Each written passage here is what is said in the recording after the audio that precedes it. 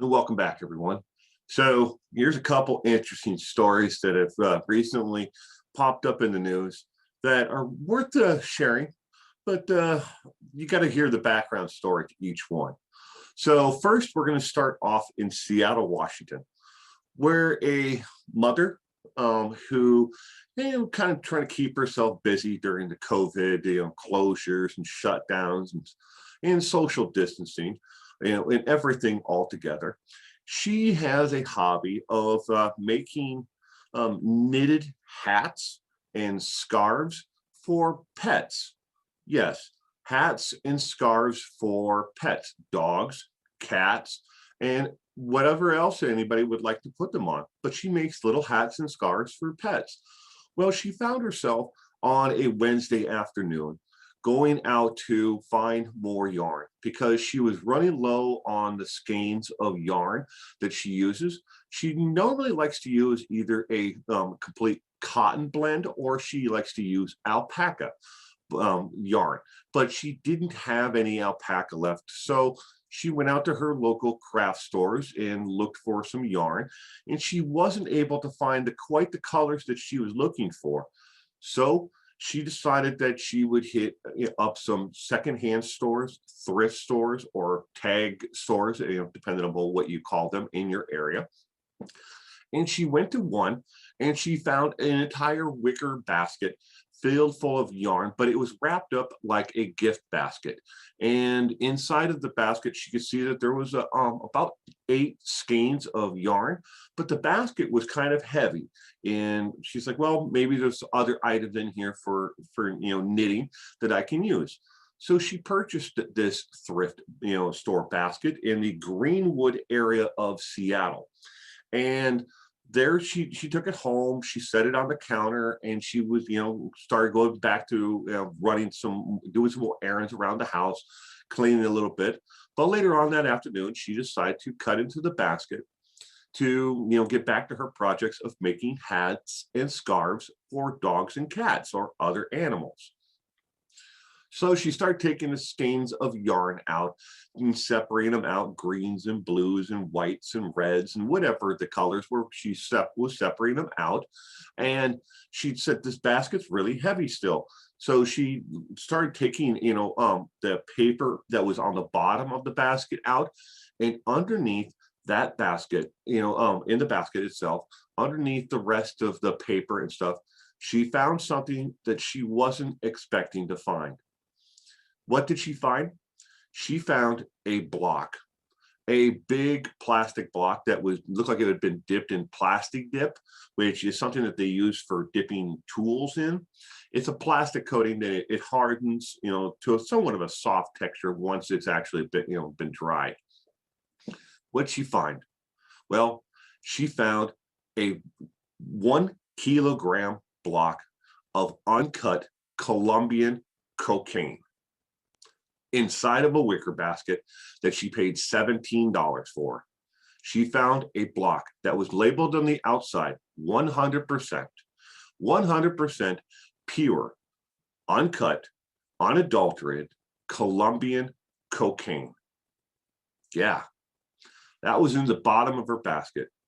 Being the good citizen she is, she put her rest of her yarn and everything else away and took the block 100% Colombian cocaine, and the kilo, and put it on the passenger seat in her car and drove down to the police department and turned it in.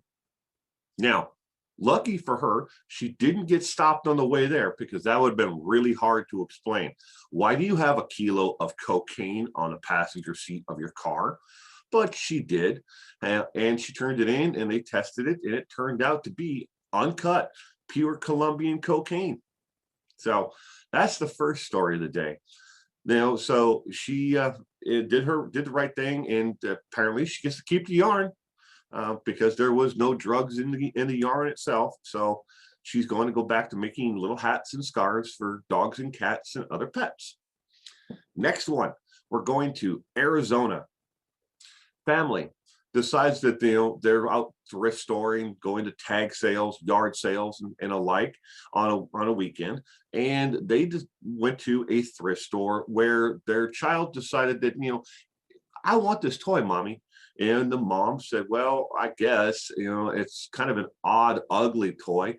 Are you sure you want it? It green in color and kind of a neon green, but a little bit, more subdued color than neon, but still a really ugly little toy.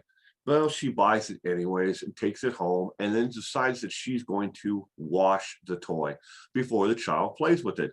And as she's turning it inside out to put into the laundry, she finds a baggie inside there. One big baggie. It's a Ziploc bag that is filled with over 5,000 fentanyl pills.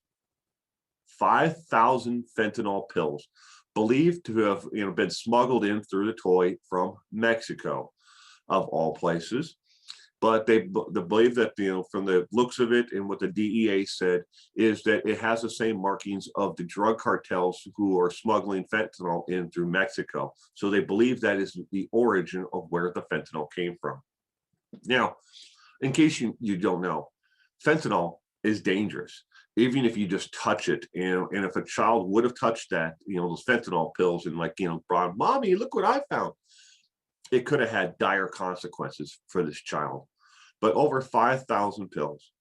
Street value, according to the DEA, of the 5,000 fentanyl pills for about 200,000 to between 200,000 to 700,000, somewhere in there. The street value is about $3 million. It all depends upon how uncut the actual fentanyl pills are.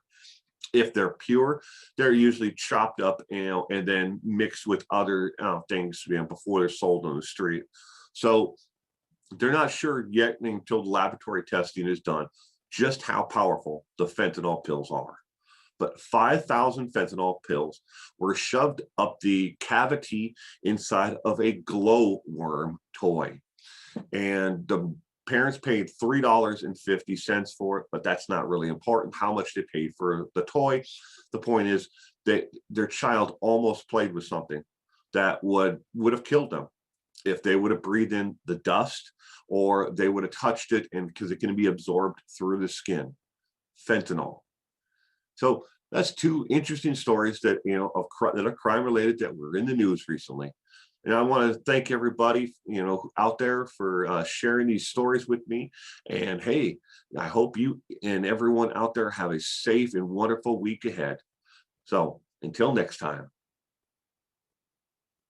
Well, that's the end of the video. I hope you enjoyed it. If you did, I would really appreciate it if you'd give this a thumbs up, and let YouTube and the algorithm know that you enjoyed this content.